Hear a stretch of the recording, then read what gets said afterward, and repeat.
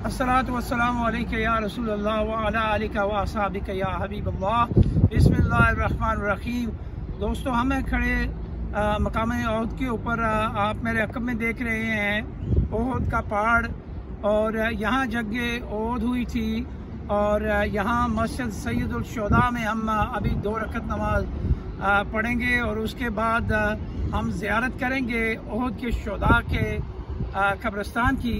तो मैं यहाँ खड़ा होकर आपकी खिदमत में सिर्फ ये गुजारिश करना चाहता हूँ कि ये ओहद का पहाड़ जो है, इसके बारे में आका अलैहिस्सलातु व तस्लीम ने फरमाया कि हमें ओहद से और ओहद को हमसे प्यार है, और ये बाबुल जन्नत में इसका शुमार होता है।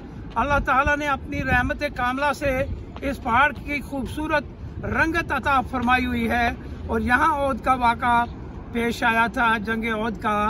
तो जंग ओहद की जो असल में मुद्दा हमें समझ आया वो ये था कि कमांडर की अहकामात को जंग के दौरान मानना कितना ज़रूरी होता है, क्योंकि इस जंग के दौरान सहाबा किराम ने अभी आका अलैहिस्सलातु व तस्लीम ने हुक्म दिया था कि जब तक मैं हुक्म ना दूं आपने अपनी पोजीशन को छोड़ के नीचे नहीं आना। मगर असहाबा ने देखा कि जब कुफार दाएं बाएं होना शुरू हो गए तो उन्होंने कहा शायद जंग अब हमारे हक में ख़त्म हो चुकी है। तो फिर उन्होंने उस दर्रे से नीचे आए। मगर नीचे आने के बाद ये अभी हमारे कैमरामैन आपको कैमरा घुमा के मस्जिद सैयदुल शुहदा भी दिखाएंगे, और ताकि आप यहाँ की जो है ज़ियारत करें। और ये है वो मुकाम जहाँ पर अपना जहांगीर भाई, आप जबल रहमा इस पहाड़ी को कहते हैं। जबल रहमा इस पहाड़ी को कहते हैं। और ये वही मकाम है जिसके ऊपर तीर कमान जो है पोजीशन लेके तो यहाँ खड़े हुए थे। 50 तीर कमान। तो गुजारिश सीखने वाली ये है इसमें कि इस जंग के अंदर ये बताया गया कि जो जंग का सिपह सालार होता है, जो कमांडर होता है, उसके हुक्म के बगैर जंग जीती नहीं जा सकती। तो एक तो ये बहुत बड़ा दर्स था हमारे लिए।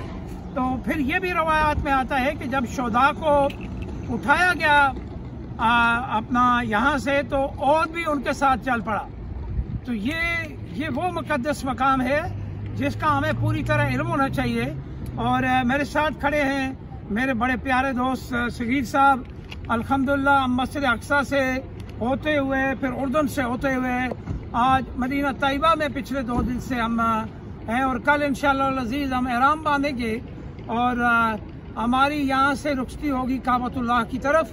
तो आप दोस्तों को ये मकाम दिखाने का यही मकसद है कि जब आप आएँ तो अल्हम्दुलिल्लाह सुम्मा अल्हम्दुलिल्लाह आपके पास नॉलेज होना चाहिए। गुजारिश ये है कि मक्कतुल मुकर्रमा और मदीना तैयबा में आने से पहले हमें सूरह अल बकरा, सूरह अल-अहज़ाब, सूरह तौबा और सूरह अल-इमरान के ऊपर तर्जमे के साथ, उर्दू तर्जमे के साथ उसको हमें पढ़ के आना चाहिए। और यहीं से फिर हमें रोशनियाँ मिलती हैं कि काबा कैसे तामीर हुआ, मक्का क्या है, मदीना क्या है, और फिर जंगों की जो सूरत हाल है, जिस तरह जंगे ओहद है, जंगे बद्र है, जंगे तबूक है, इस तरह बहुत सारे गज़वात हैं जिनका हमें इल्म होना चाहिए ताकि हम मुकम्मल तौर पर ज़यारात को उसके इल्मी तनाज़ुर के अंदर सीख सकें, समझ सकें। वमा अलैना इल्लल बलागुल मुबीन। इस सारी जितनी इन्होंने मेहनत की है इसकी जज़ा अल्लाह ताला इनको दे। इन्होंने डॉक्यूमेंट्री बनाई, सारा रात मेहनत की, लिखते रहे, पढ़ते रहे आप इमाम के लिए कि कल जब आप आएँ, आप अगर आपके पास इल्म नहीं है तो आप यही सुन के ही अगर आ जाएंगे तो आपको बहुत सारा इससे फायदा होगा। आप बहुत मुफीद। और दूसरी और आखिरी गुजारिश मैं करता चलूँ इससे कबल के हमारे कैमरा मैन इसको शट करें। आका अलैहिस्सलातु वस्सलाम ने फरमाया कि मदीना तैयबा से कोई भी चीज़ मदीने की कोई भी चीज़ मदीने से जुदा न करें। जो लोग इस मुकद्दस पहाड़ की राख ले जाते हैं, मट्टी ले जाते हैं, वो हुक्म आका अलैहिस्सलातु वस्सलाम की खिलाफवर्जी करते हैं। लिहाजा हमने हर वो काम करना है अतिउल्लाह व अतिउर रसूल, जो अल्लाह का रसूल दे ले लो, जिससे मना करे रुक जाओ।